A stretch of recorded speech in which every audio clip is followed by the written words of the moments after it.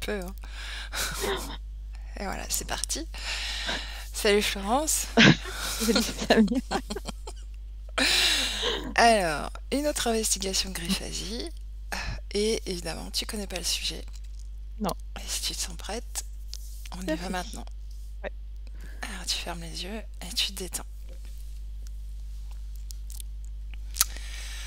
Et j'ai compté de 10 à 1.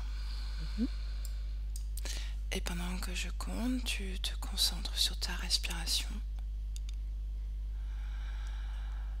Et tu la sens se ralentir,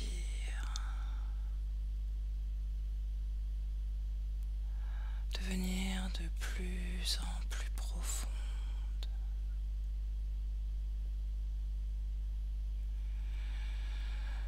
Et au fil des respirations, ton corps se détend et s'alourdit.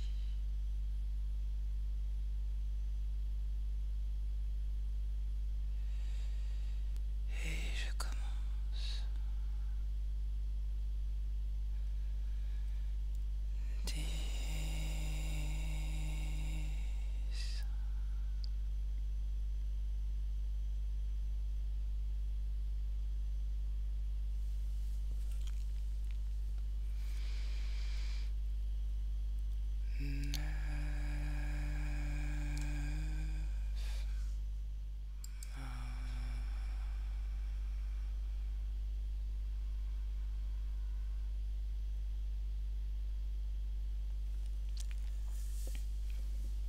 Comment tu te sens, Florence?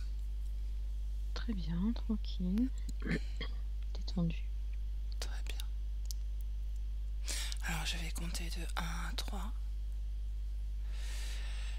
Et à 3, tu trouveras un être humain un peu avant qu'il ait une sensation de déjà-vu. 1, 2, 3. Quand tu y es, tu me dis ce que tu ressens, ce que tu visualises.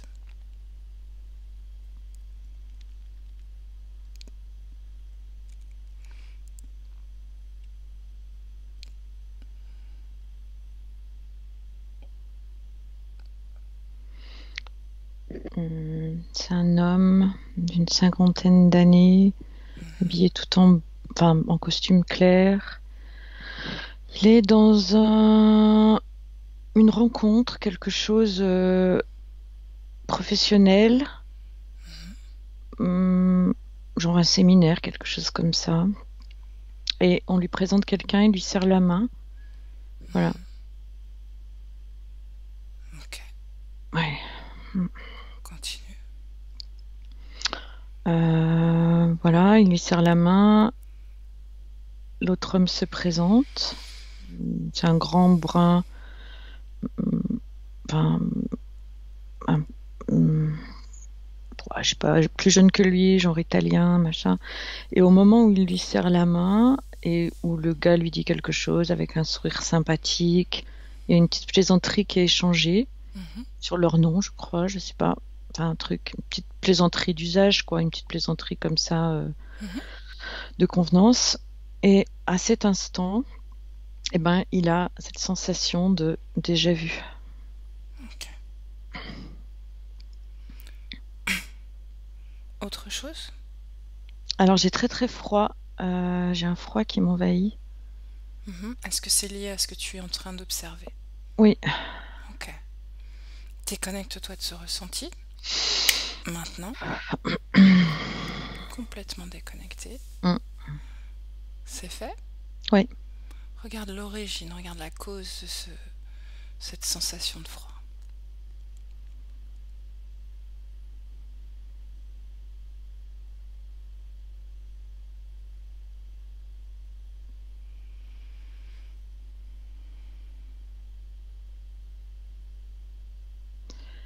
Il y a un lien, enfin comment dire,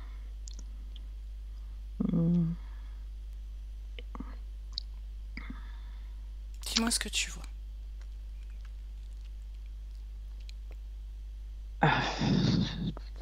C'est comme s'il y avait reconnexion avec un temps de mort, enfin de lien avec la mort, quoi. Mhm. Voilà. Tu parles de Ça cette sensation de déjà vu, c'est ça?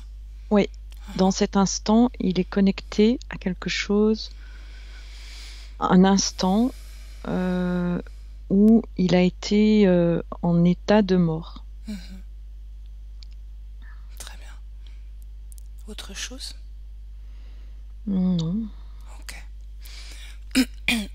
Déconnecte-toi de cette personne. Mm. Maintenant, pour mieux reconnecter. Comment est-ce que tu te sens? Ça va. Très bien.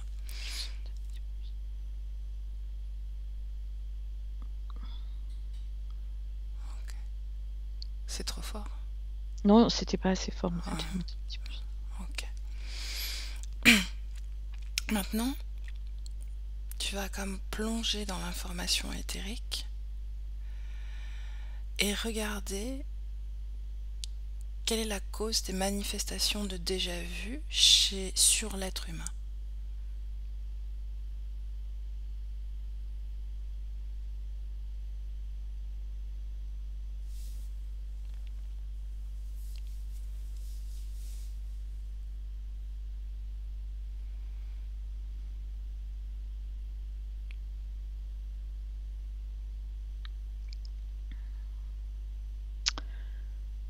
Euh,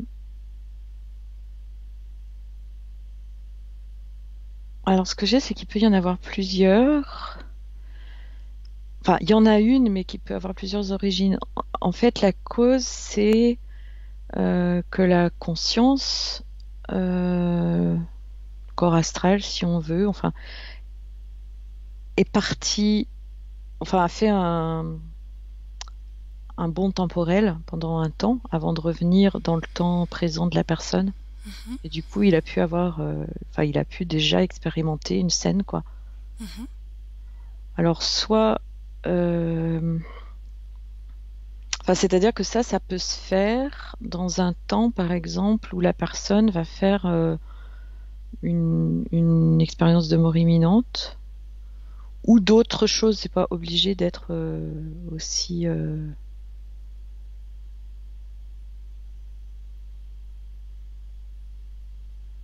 Enfin, voilà, il y a quelque chose où la personne, elle est pendant un temps.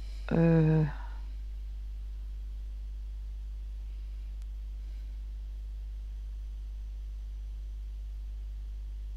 je dirais qu'elle se promène dans des lignes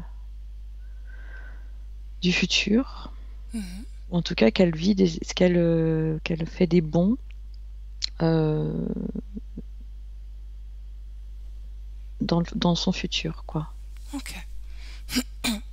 Observe justement ce phénomène de déjà-vu que tu observes éthériquement d'une certaine façon.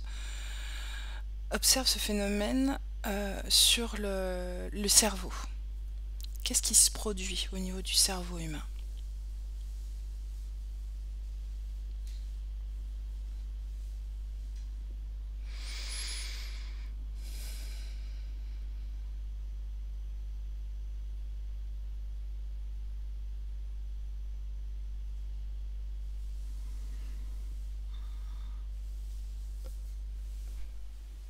Euh,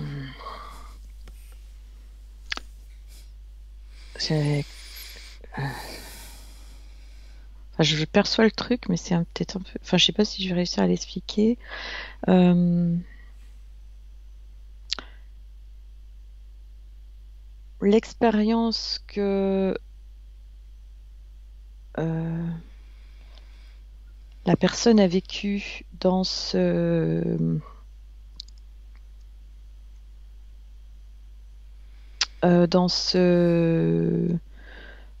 bon, on va dire dans le temps, Mhm, ça laisse une information. mhm. Euh, Comment est-ce que tu la vois se manifester dans le cerveau, justement, cette information? ben justement,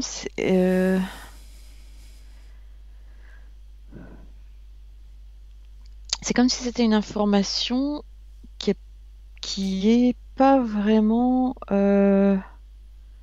comment dire, qui est sous forme vraiment informationnelle dans le cerveau, mais sous forme, je sais pas comment dire, comme en filigrane, quoi, comme, je sais pas comment dire. Elle est là, mais sans être là. Elle est là, mais elle est pas. Euh,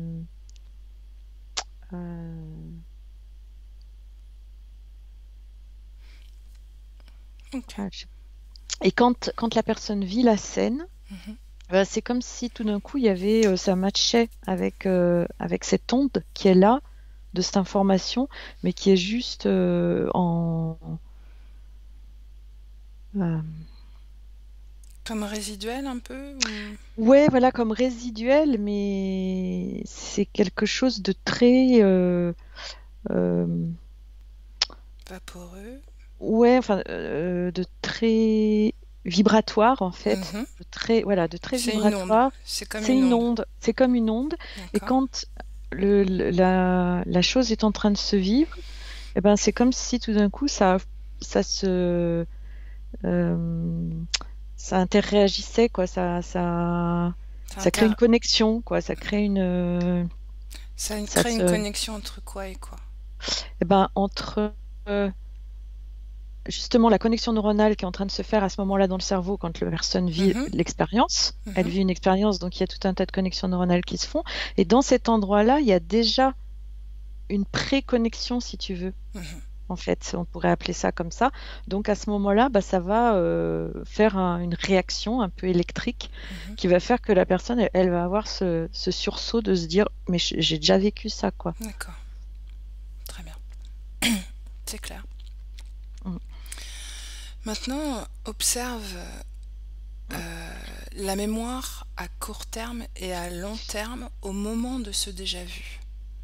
Qu'est-ce que tu observes justement? Qu'est-ce que tu vois? Un peu comme l'activité cérébrale, mais là, c'est vraiment focalise sur la mémoire à court terme et à long terme. Est-ce qu'il y a quelque chose?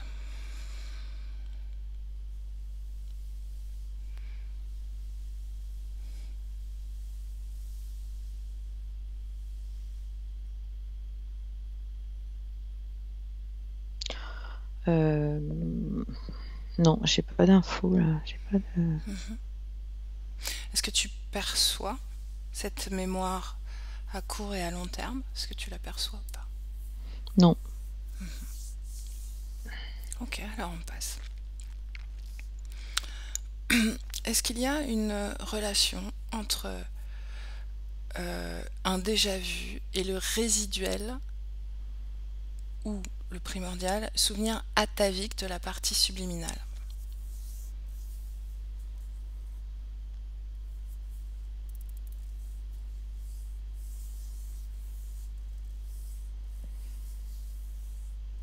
Hmm. Bah non, moi j'ai pas, enfin j'ai pas de, Est-ce qu'il y a un lien avec les souvenirs ataviques? je sais pas ce que c'est les souvenirs Alors, ataviques. c'est tout ce qui est de l'ordre de l'hérédité en fait. Ah d'accord, oui. Non, moi enfin non, moi j'ai pas. Regarde, prends le temps. Maintenant que tu as compris le sens de la question, Hmm. est-ce qu'il y a une relation entre un déjà-vu et les résidus d'un souvenir atavique appartenant à la partie subliminale?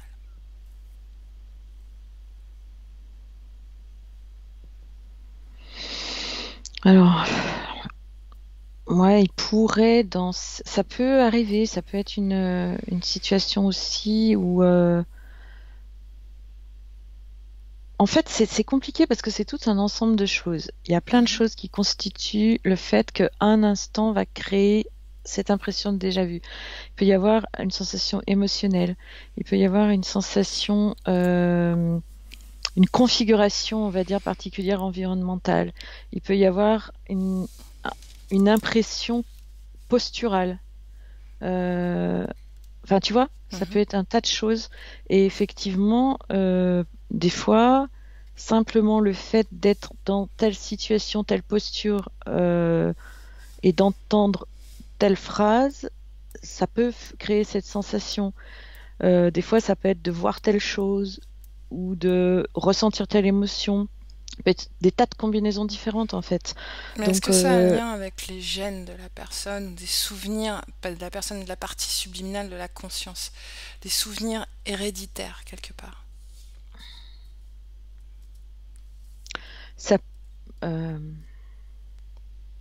ça peut avoir un lien dans le sens où euh, si la personne a déjà vécu une situation similaire Mhm, dans une autre expérience mhm, de vie à elle ou transgénérationnelle avec laquelle elle est en lien, mhm, une mémoire transgénérationnelle avec laquelle elle est en lien, mhm. effectivement, ça peut faire comme un effet calque à un moment donné, quoi.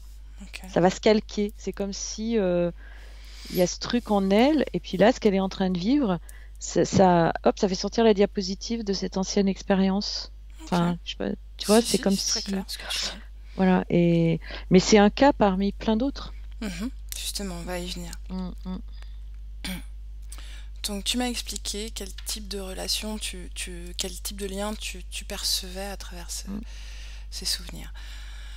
Est-ce qu'un phénomène de nature psychique dysfonctionnant, d'accord? Une nature psychique Mm. qui dysfonctionne, est-ce que ça peut causer un déjà-vu, une manifestation de déjà-vu?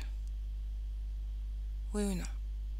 Oui, aussi, ça peut être aussi un cas, oui. Alors quel type de phénomènes peuvent arriver dans ces cas-là? Des phénomènes de troubles de la personnalité, enfin, comment on dit? Non, c'est ça que tu veux dire? Euh, alors attends, laisse-moi juste une seconde.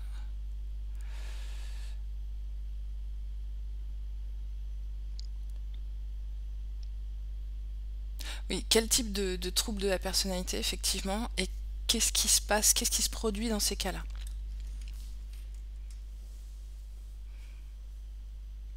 Alors, ce qui me vient, c'est par exemple une personne qui aurait des dédoublements de personnalité ou voilà, enfin, qui serait euh,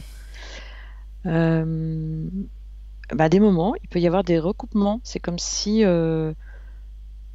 avec cette personnalité-là, elle a vécu telle situation Mhm, et à un moment donné, elle revit la situation, mais avec une autre personnalité. Elle a oublié, en gros, ce qu'elle a vécu de manière générale avec cette personnalité-là, mais à un moment donné, il y a une image qui est la même et ça va faire le même effet diapositive qui ressort, quoi. Enfin, le même mhm, effet. C'est, ça peut être, enfin, à partir du moment où le trouble peut-être psychique de la personne, il est lié au fait que euh, il y a des,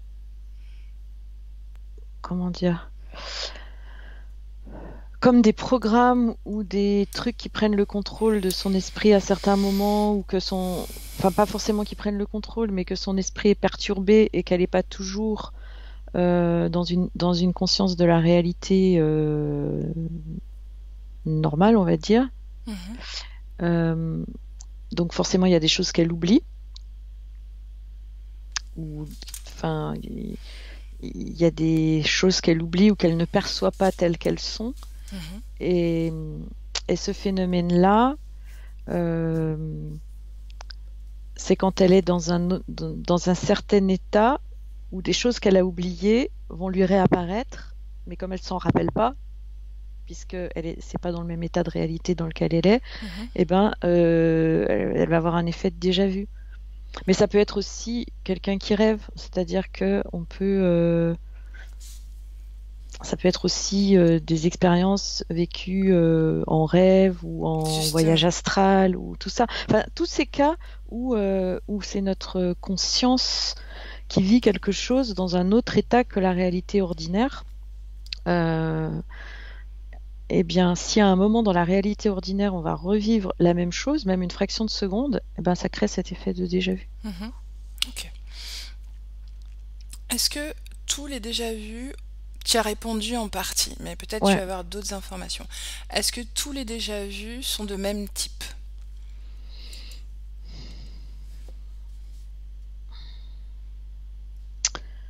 Euh, Et si oui, de quel type? je dirais qu'il y en a qui sont des vrais déjà-vus, Mhm, dans le sens où c'est une expérience qu'on a vécue et puis qu'on a oubliée simplement parce que, voilà, euh, c'est une expérience un peu répétitive ou bon. Mais souvent, c'est pas ceux-là les plus flagrants parce que les vrais déjà-vus, c'est vraiment un truc où on a l'impression que c'est un moment très particulier, quoi. mhm. C'est pas un moment quotidien banal. C'est un moment très particulier. Et c'est justement pour ça qu'on se dit, tiens, c'est bizarre, ce moment, je l'ai déjà vécu. Ou une phrase particulière qui va être dite, ou un truc. Voilà.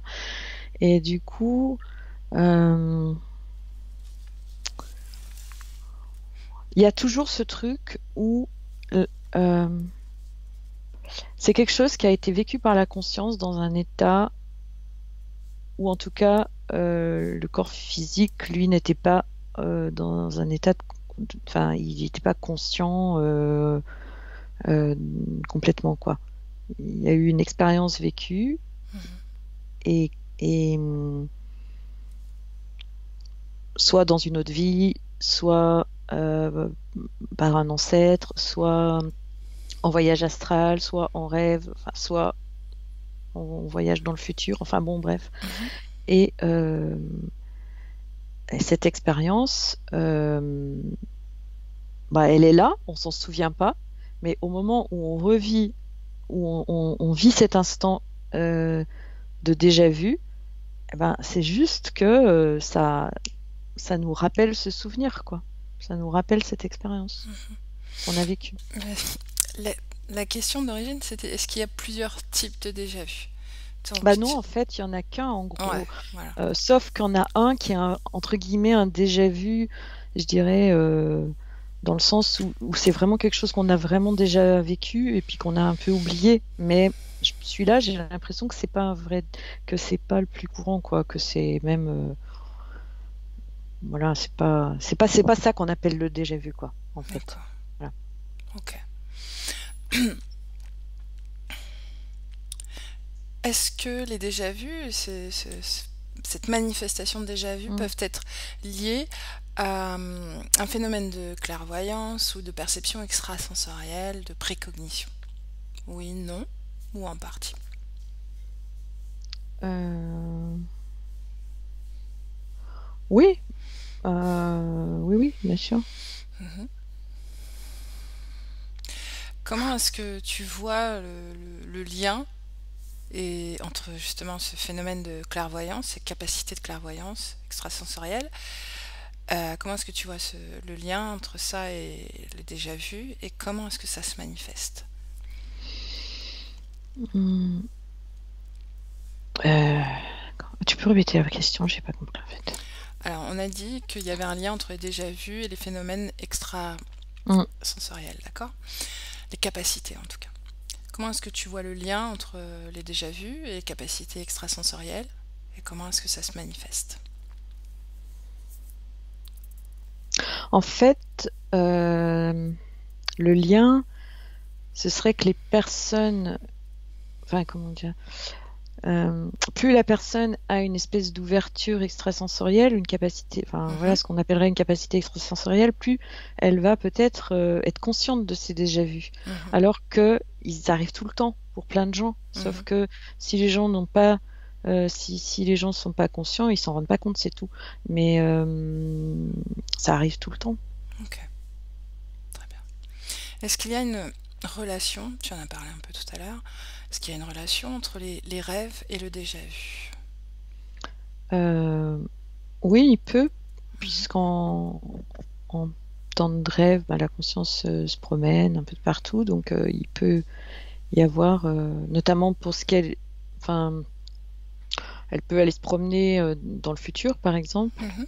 et il peut y avoir des déjà-vus comme ça qui sont liés à des rêves, euh, que la personne peut oublier. C'est-à-dire, elle peut très bien avoir oublié son rêve, Mhm. mais quand il y a le déjà vu qui apparaît, bon, elle ne sait pas forcément que ça vient d'un rêve, mais en tout cas, c'était un rêve. Mhm.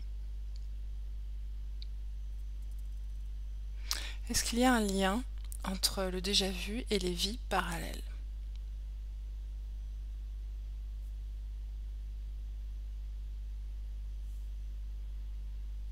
Hmm. Je dirais, il y a un lien entre le déjà vu et toutes les possibilités. Euh,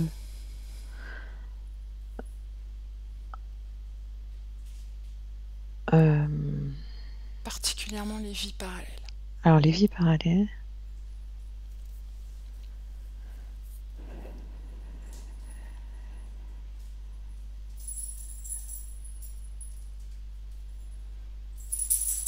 euh,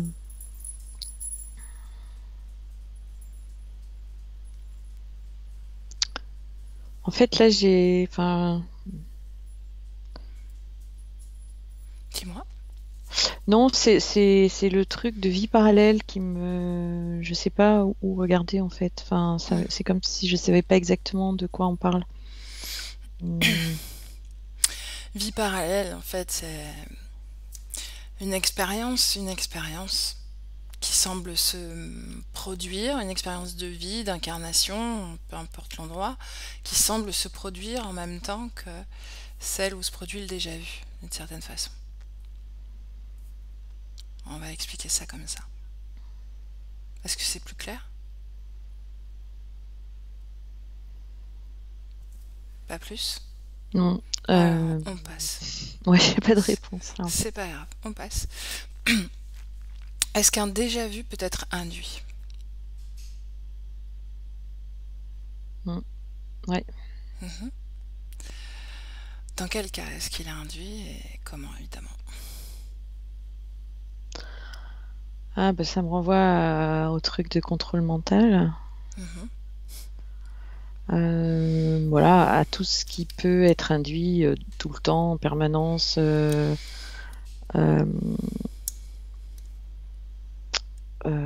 voilà, que ce soit de manière très large par tout ce qui nous environne, quoi, les médias, le cinéma, la télé, enfin bon. Et puis sinon, bah, il peut y avoir des cas plus précis où il y a une situation qui a été carrément euh, euh, induite et engrammée dans l'esprit d'une personne. Donc Mhm. là, forcément, quand elle la vit, elle la reconnaît, quoi. Enfin, elle la reconnaît. Elle a cette impression qu'elle l'a déjà vécu, puisque elle est déjà là, en fait. Donc il y a tout de suite cette connexion. Ok. Je vais te demander de figer la scène 30 secondes. D'accord? Mhm. 30 secondes, je reviens.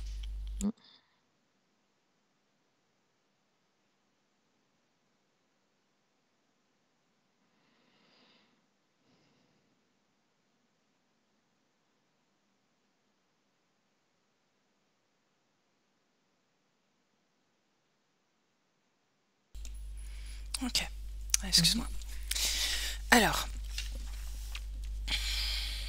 justement, pour parler de... Là, on rentre dans la partie libre. D'accord? Donc, on va Mhm. pouvoir s'étendre. Pour parler de cette histoire de contrôle mental, quel est l'intérêt de provoquer ces déjà vus? Ou est-ce que c'est une conséquence du contrôle mental ou est-ce que c'est vraiment d'après ce que tu dis? Mhm. Non, non, c'est pas une conséquence. C'est l'intérêt, c'est de créer de l'acceptation à une situation. Parce que la personne la connaît du coup. Mais même ça, c'est quelque chose, par exemple, le cinéma Mhm. crée des situations de déjà vu. Alors Oui. beaucoup plus, enfin, bon. c'est moins précis que ce qu'on vit vraiment quand on vit un truc de déjà vu personnel, Mhm, mais c'est plus large. Mais par exemple, ben, je vois quelque chose. Là, j'ai vraiment le truc virus qui me vient. mhm, Le cinéma nous envoie des tas de films, de séries, de machins, avec plein d'histoires de virus, de gens qui portent des masques, de trucs et mhm, tout. Et quand ça arrive, eh ben, on est dans cette impression de ah ouais, c'est normal, et du coup on accepte. mhm. D'accord. C'est pas, tu vois.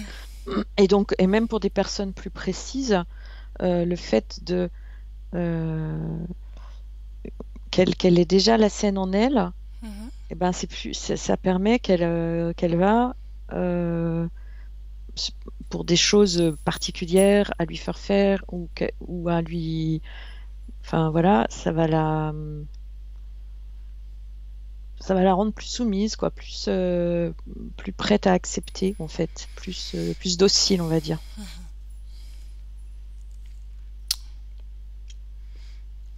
Ok. Mais c'est vraiment pour des choses, par exemple, où, enfin, euh, qui devrait normalement créer un sursaut presque de se dire, de se dire non, ça je peux pas le faire ou je peux pas le dire ou c'est pas norme. Mais là, c'est déjà naturel pour la personne, tu vois. Mhm. C'est Mais là, et on du parle coup, plus de conditionnement, parce qu'un déjà vu, oui, voilà, c'est assez fulgurant, voilà, c'est c'est ça. Oui, oui, surprenant, ouais, il y a une forme ouais, ouais, de ouais. Là, on est surprise. plus tout à fait, ouais. Mais voilà. Après, c'est aussi une forme de déjà vu au niveau de ce qui se passe, mais le déjà vu enfin le déjà vu avec l'acceptation de ce mot, quoi, comme Mhm, ça, c'est mhm. vraiment, oui, c'est un instant, c'est une petite, une expérience très courte, ouais. Justement, pour faire un peu le lien avec ce que tu disais sur le contrôle mental, parce qu'en fait, c'est des Mhm, choses qu'on n'a pas vécues, mais on croit qu'on les a vécues. En tout cas, c'est mhm, presque, voilà, ça donne cette sensation déjà vue. Est-ce que pour les déjà vus, on va dire, je vais pas dire normaux, parce que c'est mhm, pas, mhm, mais déjà vus purement individuels, est-ce mhm. que c'est toujours une expérience vécue? Est-ce qu'il y a toujours une expérience vécue derrière? Non, non, non. Non. Bah, vécu par la personne, tu Par la parles de quoi partie plus? subliminale, hein, je te parle. Ah, par la Une partie sublime. mémoire, en tout cas. Est-ce qu'il s'agit toujours d'une mémoire vécue, quelque chose de cet ordre-là? Alors, ça peut être une expérience, enfin, dans la majorité des cas, mais ça peut être aussi des images qui vont avoir été envoyées. Enfin, D'accord. ouais, ça peut être une mémoire créée, quoi. Mais je pense que enfin, c'est Mhm. moins courant, quoi, je pense. Est-ce que Enfin, la partie subliminale est consciente de l'effet déjà vu que ça va provoquer sur la partie physique?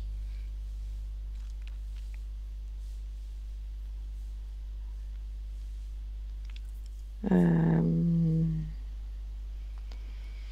non, je crois pas. Non, j'ai pas l'impression. Non.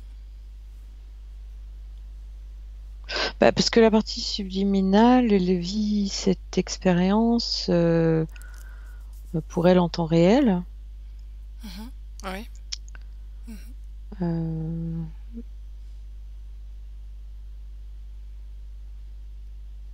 Donc à aucun moment la partie subliminale sait que ça va provoquer ce déjà vu sur sa partie physique. alors attends. Euh,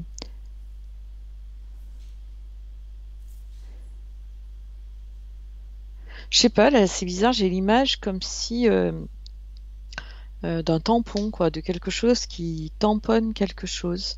Donc c'est comme si au moment où la partie physique elle le vit, Mhm. ça a donné un coup de tampon. Euh, Comme si c'était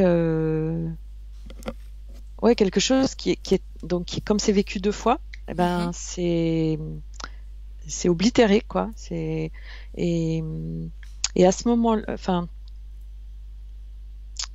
euh, Est-ce que, Donc là, la partie subliminale, si elle a conscience, mais j'ai l'impression qu'elle a conscience qu'à ce moment-là, quoi. qu'au moment où le déjà-vu se produit sur sa partie Ouais, physique? ouais, ouais. Uhum. Comme s'il pouvait y avoir, enfin, je sais pas, euh, comme si en fait il y avait encore plein de possibilités juste avant que le déjà vu arrive, et que finalement, bah, c'est celui-là qui est tamponné, quoi. Et mais c'est un D'accord, peu, elle en est pas sûre jusqu'au dernier moment, tu vois. d'accord. Enfin, Est-ce que les déjà-vus, alors là tu vas comme plonger dans l'information éthérique en focalisant sur le mot déjà-vu et l'information qui est reliée à ce phénomène-là de déjà-vu. Donc je prends le temps et tu vas comme pouvoir percevoir tous les gens qui ont vécu un déjà-vu et pour qui ça a eu un impact dans leur vie physique, un impact fort.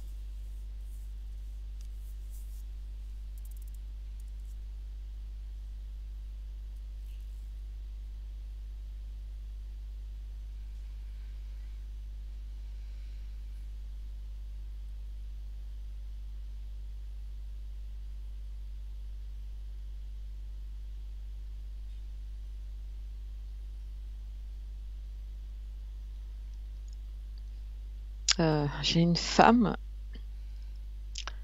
je te dis ce que je vois, hein. Ouais, ouais, dis-moi. Une femme qui, en fait, rentre chez elle et découvre son mari en train de la tromper. Mhm, Et elle a cette impression de déjà vu. mhm, Et du coup, ben, elle croit que ça s'est déjà passé, quoi, que l'a déjà. Enfin, tu vois, pour elle, c'est un signe mhm, qu'il l'a déjà fait mhm, et qu'il la trompe régulièrement et tout ça, alors que c'était juste une fois. mhm. Mais voilà, du coup, ça va engendrer qu'elle va mal, enfin, qu'elle va être très, comment dire, Qu'elle va pas l'accepter comme elle l'aurait qu'elle va pas accepté si ça avait l'accepter, été voilà. qu'une fois dans sa Bah, si tête. ça avait été qu'une fois, voilà, peut-être elle aurait accepté, mais là, en tout cas, elle l'accepte pas, et du coup, ça engendre qu'elle va divorcer, enfin voilà, Est-ce que qu'il y a ça une va. cause ésotérique de ce déjà-vu, justement? Est-ce que c'était... Est-ce que le fait qu'elle l'accepte une première fois, c'était malvenu et que du coup, ce déjà-vu était enfin, provoqué, je sais pas, par sa partie subliminale, j'en sais rien. Tu as compris là? Attends, ouais, ouais, j'ai compris la question, Hmm. j'essaye de voir.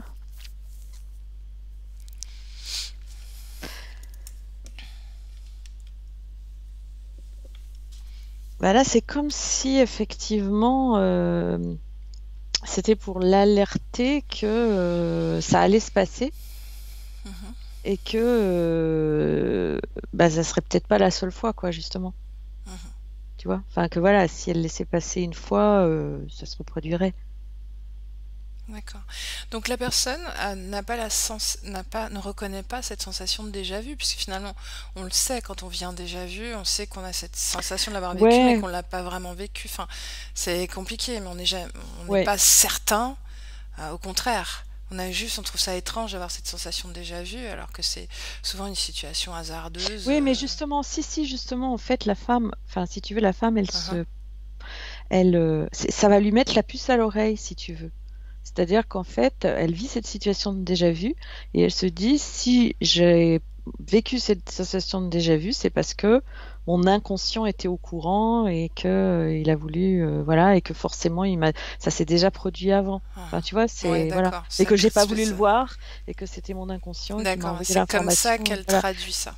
Et en fait, voilà, elle va traduire ça comme ça, elle va Hum, se monter tout un film, et de fil en aiguille, voilà, ça va faire dégénérer la relation complètement, parce que le mari essaye de s'excuser et tout ça, parce que c'était vraiment qu'une fois, mais elle ne veut pas, parce qu'elle est persuadée, elle, par rapport à ça, quoi. hum. Justement, pourquoi est-ce que de ce que peut vivre la partie subliminale, en tout cas de la mémoire un peu plus complète, on va dire, est-ce que bon déjà, je vais te poser la question d'abord. Est-ce que en général, quand il y a une sensation de déjà vu, pardon, on part de d'une mémoire subliminale, souvent. On est d'accord? Oui, oui. Mhm. La mémoire en général est beaucoup plus riche et complexe, oui ou non? Beaucoup plus détaillée. Plus détaillé que quoi? Que la sensation de déjà vu, excuse-moi, j'ai pas fini ma phrase. Euh, Parce qu'une sensation de déjà vu, c'est vraiment une sensation, finalement. C'est rien d'autre qu'une sensation.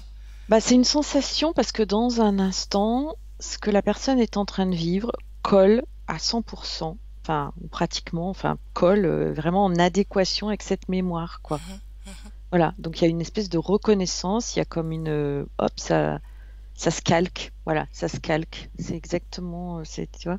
Et du coup, euh, mais ça va bouger, c'est-à-dire que ça va pas durer longtemps parce que euh, après, ça change. Ça ne reste pas.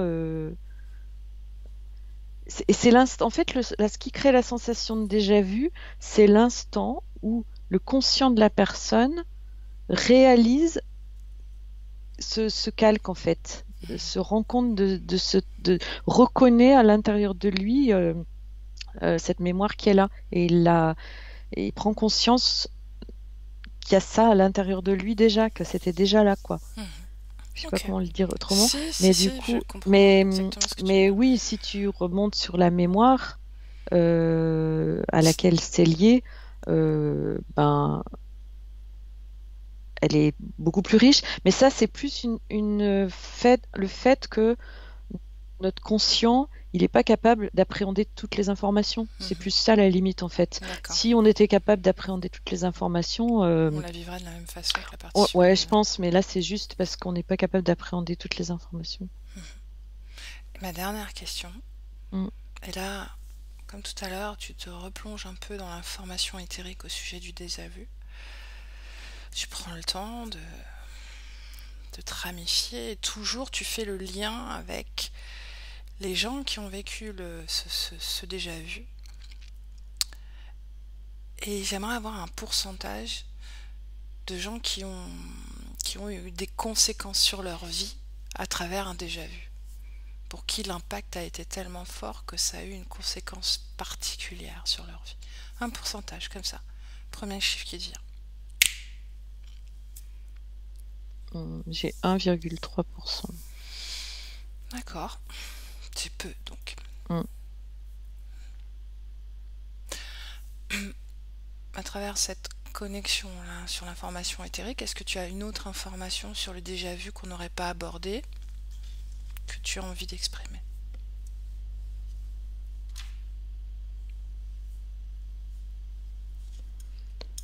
Euh,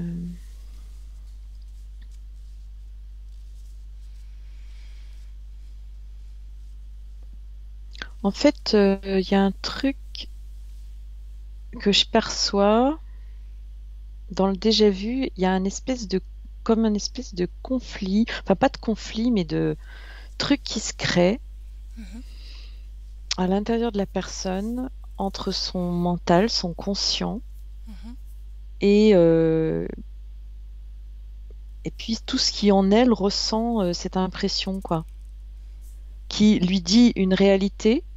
Et le mental qui dit mais non, c'est pas possible et qui se pose la question et qui va du coup. Et en fait, c'est le mental. Ce que je perçois là, c'est comme si mhm, c'était cette partie mentale qui, par ces questions, par cette rationalisation, eh ben, va couper la connexion en fait, va arrêter tu vois, mhm. que ça pourrait des fois durer plus longtemps, mais le fait que le mental tout de suite se dit oh mais tiens ça c'est bizarre, j'ai déjà vécu, comment c'est possible et tout ça, bah tout de suite il arrête le truc quoi. Mhm. Est-ce que c'est le mental ou est-ce que c'est l'émotion qui est provoquée par le déjà-vu? Parce qu'en réalité, quand on ressent un déjà-vu, on a ressenti d'abord avant de Oui, percuter. ouais, il y a le ressenti qui entraîne la pensée derrière, donc la réflexion, la recherche. Bon, c'est pas en temps réel, c'est quasi instantané quand même, hein, c'est assez proche. Mhm. Mais Donc comme tu es dans l'éther, tu peux voir les oui, oui, choses oui, de oui. façon plus ralentie Mm, et observer justement si c'est plutôt l'émotion, puisque c'est une émotion de ressentir un mm, déjà-vu d'une certaine mm. façon, ou si c'est cette cogitation mentale, cette interrogation.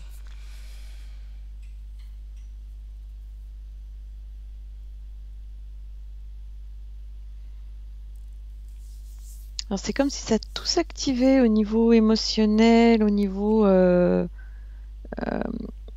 ça résonne, il y a des trucs qui résonnent. Enfin, tu vois, c'est tout en parce que c'est vraiment ce qui se passe dans cet instant, Mhm, en fait, mhm. comme tout se syntonise. Voilà, c'est ça. C'est ce que la personne est en train de vivre dans cet instant. Ça fait que dans son cerveau, ça se syntonise à cette vibration qui était là, Mhm. tu vois. Et du coup, bah, voilà, ça s'ajuste comme ça. Donc là, tout son corps émotionnel perçoit ça. Et,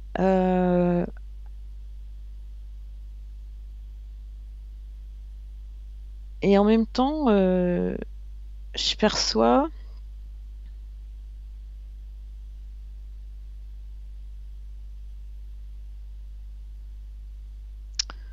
euh, un petit peu après, ouais, le mental qui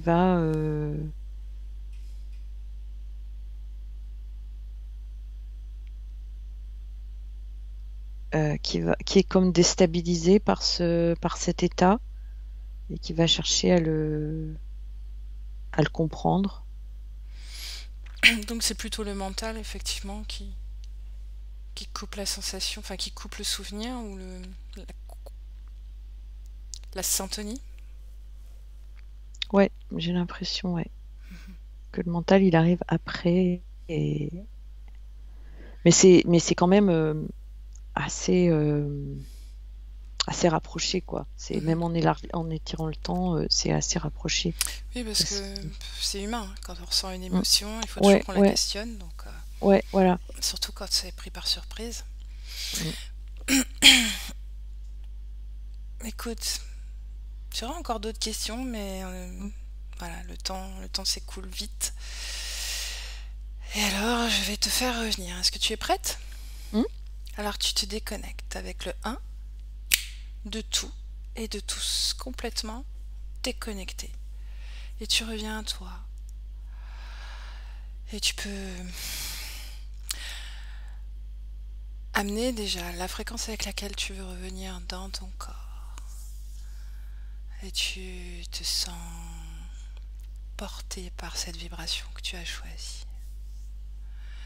Et à chaque battement de cœur, à chaque respiration, cette fréquence, cette vibration inonde tout ton corps, tes pieds à la tête. Et tu te sens extrêmement bien. Tout ton corps est imprégné par cette vibration et ton corps est de plus en plus léger. Avec le 2, déjà, il se réanime. Il profite de cette émotion que tu as choisie. Il est de plus en plus fort, puissant, dynamique. Et tu es très heureuse de retrouver ce corps physique magnifique. Et avec le 3, tranquillement, et quand tu veux. Coucou, Coucou. comment tu te sens? Très bien, ça va. Mm. Physiquement aussi? Ouais, ouais. Ok. Mm. Bon, alors Florence, je te dis à la prochaine et je te Ouais, remercie pour ton travail. à plus. À plus tard. Benvenuto a questo nuovo video di Disclosures. Oggi parliamo della cosiddetta sessione di ipnosi investigativa. In realtà non esiste una sessione di ipnosi investigativa. Non che non si possa fare investigazione di ipnosi, però è che non esiste una sola sessione di ipnosi per dire si è fatta investigazione, per prendere quell'informazione come buona. Perché? Sappiamo intanto che l'informazione che arriva in ipnosi è molto contaminata, la percentuale di inquinamento dell'informazione è altissima. Pensate a questa informazione che viaggia per tantissime dimensioni, attraversa densità, passa per coscienze che volontariamente o involontariamente possono distorcerla e poi arriva infine alla persona che sta in ipnosi che ha una coscienza, ha una mente, ha un'esperienza e interpreta questa informazione secondo la sua struttura mentale, secondo le sue credenze, che per quanto si possa essere più o meno liberi mentalmente, liberi pensatori, sempre c'è una parte subliminale che interpreta in base all'educazione ricevuta, alla cultura e perché no, anche tutte le esperienze di esistenze passate che ancora lasciano un segno in noi. Per capirci, è come se dovessimo parlare con un'altra persona immersi nell'acqua, a qualche metro di distanza, cercando di utilizzare un mezzo, che è quello della corda vocale, che è fatto per produrre suoni da trasmettere nell'aria. Noi stiamo utilizzando questo strumento per far passare un'onda sonora nell'acqua o in un liquido. Chiaramente il suono viene completamente distorto, sempre ammesso che sia per il nostro corpo facile e non difficoltoso poterlo fare senza avere dei problemi come ingurgitare acqua o eccetera. Ma non solo. Supponiamo che per questo tipo di comunicazione utilizziamo anche due lingue diverse, per esempio un italiano e un russo o un giapponese. Per quanto possiamo anche interpretare il labiale, non possiamo capire quello che ci sta dicendo, perché la lingua è diversa. La lingua, diciamo, da dove parte l'informazione a dove arriva è completamente diversa, il codice, il linguaggio è diverso, ma possiamo anche cercare di capirci attraverso i gesti, attraverso le espressioni facciali. Per quanto sia ipoteticamente facile poterlo fare sott'acqua, però non dobbiamo dimenticare che l'acqua non è l'aria e può distorcere l'immagine, ma non solo. Dobbiamo anche pensare che l'altra persona, che parla un'altra lingua, che viene da un'altra cultura, potrebbe interpretare i segnali che noi interpretiamo come X in Y. Per noi un sì è abbassare la testa dall'alto verso il basso, per esempio, sì, e il no da sinistra verso destra, no. In alcuni paesi orientali, come le Filippine credo o qualcun altro, utilizzano esattamente gli stessi segni, ma al contrario. No, sì. Immaginate due persone di queste due culture che stanno cercando di comunicare in maniera così difficoltosa e alla fine non gli rimane altro che interpretare il linguaggio corporale. Sì, che per l'altro invece no. Cosa voglio dire con questo esempio estremo? Che l'informazione da dove parte a dove arriva viene completamente deformata. Non sappiamo esattamente quale percentuale perché ogni situazione è a sé stante, però la percentuale di inquinamento, di distorsione, di contaminazione di questa informazione è assolutamente alto. Quindi fare una sessione investigativa, mettere una persona in ipnosi e chiedere di Tizio Caio Sempronio di una situazione o chiedere certi dati è assolutamente controproducente, è assolutamente inutile. Quindi vi chiederete cosa fate allora voi quando fate ipnosi, quando fate delle domande, quando cercate delle risposte e con queste informazioni che vi arrivano lavorate sulla situazione esoterica del cliente. Beh, non facciamo altro che recuperare questa informazione solamente per arrivare al problema del cliente e poi lavorarci. Quindi il valore dell'informazione non è quello di un'istruzione, quello di memorizzare dei dati e di prenderli per buoni, ma è un veicolo di movimento, di trasporto verso la causa del problema per poi lavorarci. Quindi lo scopo di questo tipo di informazione che si prende dalla singola sessione è completamente un altro. Come si fa quindi? Investigazione in ipnosi. Il lavoro non è semplice, il lavoro è lungo, difficoltoso, stancante. È necessario farlo anche in squadra perché bisogna moltiplicare il numero di sessioni da fare. e una sola persona potrebbe farlo soltanto in un tempo estremamente largo. Noi abbiamo delle informazioni che prendiamo ormai per buone, ci lavoriamo, danno dei risultati e quindi per noi sono buone. E come abbiamo fatto ad avere queste informazioni? Per esempio, come facciamo a sapere che un extraterrestre chiamato il cosiddetto grigio è più o meno alto X, poi ci sono magari quelli anche un po' più alti, ma hanno un corpo strano, hanno una pelle grigio-verde, hanno degli occhi grandi a mandorla, neri, senza una pupilla visibile, non hanno quasi bocca né naso né orecchie, hanno soltanto delle fessure, non hanno organi genitali, hanno degli arti molto più lunghi rispetto alla proporzione che potrebbe avere il corpo umano, e di solito hanno meno dita delle 5 del corpo umano, eccetera, eccetera, eccetera. O se no prendiamo un altro tipo di essere che possiamo incontrare in ipnosi, come facciamo a dire che hanno delle somiglianze con i rettili, gli animali rettili terrestri, o gli invertebrati, gli insetti terrestri? Perché? Perché siamo sicuri di questa informazione e ci lavoriamo, e quando ci arriva la prendiamo già per buona, nonostante sia anch'essa contaminata. Perché queste informazioni sono arrivate da tantissime sessioni, fatte da tantissime persone, con tantissime altre persone sotto ipnosi, e che nel contesto di tutto il lavoro gli uni non sapevano degli altri. Questo dato può essere più o meno rilevante, sempre c'è contaminazione, e quindi possiamo prendere per buono anche un gruppo di lavoro dove l'uno possa sapere dell'altro. Ci potrebbe essere una contaminazione del contesto di quel gruppo di lavoro, ma si aggiunge semplicemente una piccola percentuale di questa contaminazione a già la grande che esiste. Non è così impossibile lavorarci.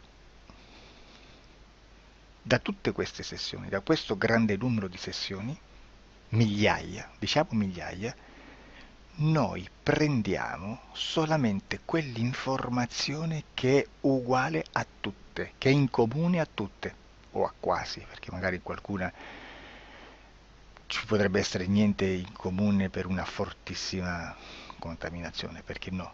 Ma dobbiamo prendere una stragrande maggioranza, proporzionalmente abnorme rispetto a quello che potrebbe essere un minimo di scartabile,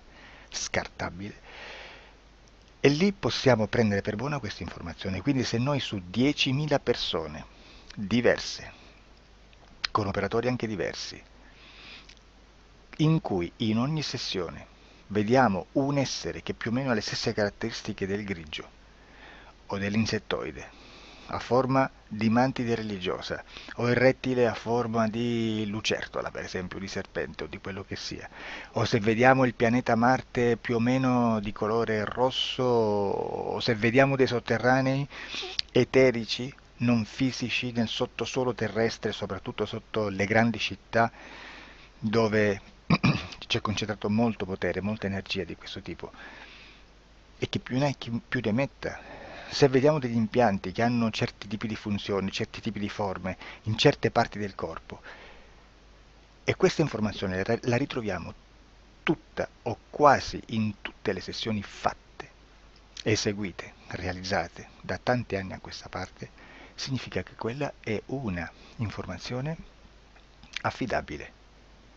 E vi posso garantire che stiamo parlando di una percentuale bassissima. Su un 100% staremo, credo, forse più in basso di un 2-3%.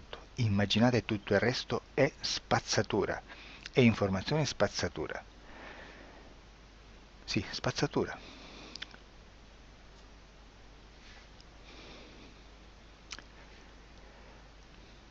C'è anche un'altra cosa da dire. Supponiamo che un operatore faccia un'ipnosi e voglia andare a vedere cosa fa Tizio, cosa fa Caio, cosa fa Sempronio.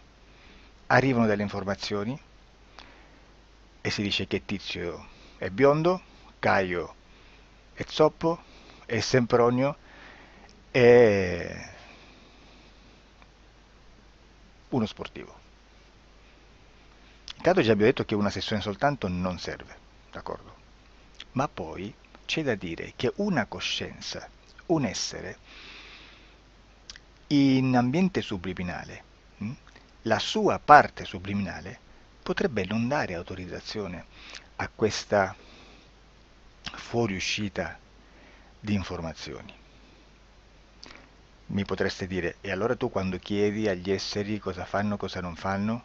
Beh, intanto la prendo sempre con le pinze perché abbiamo sempre detto che tutto è molto contaminato e mi serve solo per dirigermi da una parte. Ma c'è anche da dire che se un essere interferisce con l'altro, ha aperto un canale di comunicazione a cui non può ovviare, a meno che non lo recida, non lo annulli. Quindi quando io faccio la domanda a un essere, se lo faccio attraverso l'interferito, mi arriva l'informazione per un canale aperto che sottostà alla volontà dell'interferito. Sulla volontà dell'interferito parleremo in un prossimo video disclosures.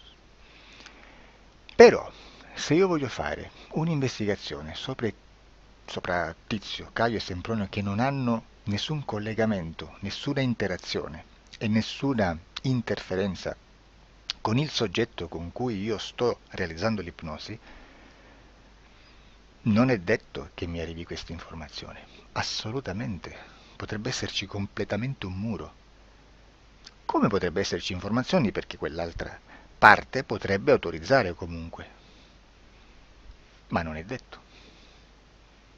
E comunque quando ci arrivano informazioni, in una situazione di non interferenza o non interazione, non possiamo sapere esattamente se sono informazioni che ha autorizzato la parte subliminale dell'altra persona o dell'altro essere, o qualche altro essere, qualche altra entità furba, approfitta della situazione, osserva quello che sta succedendo, si mette in mezzo, si fa passare per l'altro e dà informazioni, ovviamente distorte, prima perché non è detto che debba conoscerle, e anche se fosse potrebbe manipolarle a sua volontà e a suo vantaggio. E quindi immaginate che situazione ridicola ci si viene a trovare, in quale situazione ridicola ci si viene a trovare in questi casi. Da qui si vede quando un operatore riesce a utilizzare l'informazione in ipnosi come per lavorare su un soggetto. Da qui l'osservatore attento delle sessioni di ipnosi riesce a capire se quell'ipnosi è un'ipnosi affidabile, un'ipnosi con un livello di informazione certa, con una alta percentuale di informazione certa. Non vi nascondo che in futuro potrei anche impostare un lavoro per decifrare che livello di certezza di informazione c'è in un'ipnosi, analizzandola e spiegando il perché, spiegando i meccanismi di analisi di un'informazione in ipnosi, che poi anche è molto istintivo.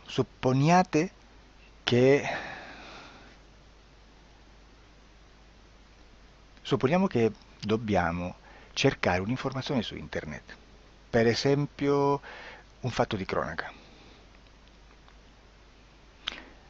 Voi preferite mettervi su un sito ufficiale? A caso. L'ANSA in Italia, ADN Kronos, qualche telegiornale che per quanto possano manipolare l'informazione ad alti livelli, comunque possiamo dare affidabile la fonte dell'informazione che viene trasmessa. Non possono trasmettere una bufala sicuramente. Verrà sicuramente manipolata ad altri livelli.